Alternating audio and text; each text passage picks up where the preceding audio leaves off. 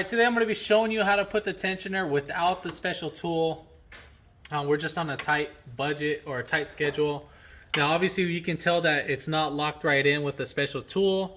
And then we have the belt all aligned and everything. So basically this needs to go right over the belt. And then we are going to thread this in. We're not trying to put tension. We just want it riding on the crank pulley itself, and I'm going to start threading this in by hand, and then we'll just get enough thread, and then you might need to wiggle this back and forth, up and down.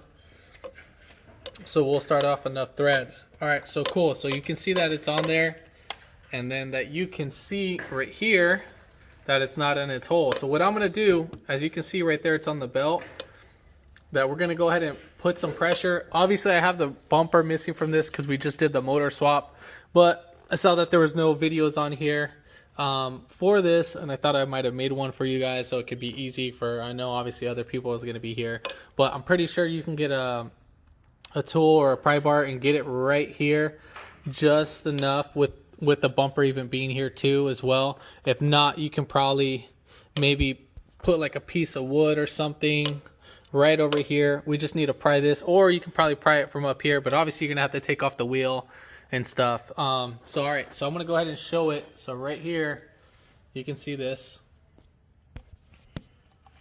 So as I'm right here, so as I'm gonna tighten this, so I'm gonna tighten this pretty slowly.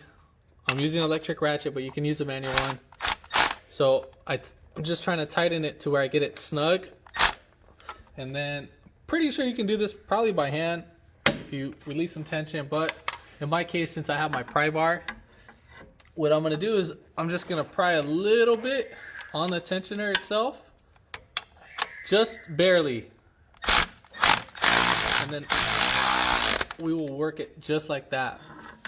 Now the belt's going to be a little bit off, so as you see right there, we are going to go ahead and get our 22 millimeter, put it right here on the crank, and then it should even right out. Let me go ahead and keep this going. Just be careful with the oil pressure sensor that you don't damage it. And we are almost done. All right, there we go. You saw how it started, it's evening out. And that's pretty much it. If this video helped you out, give it a thumbs up. Comment down below if you have any questions, and hit that subscribe button for more upcoming videos in the future. And thanks for watching.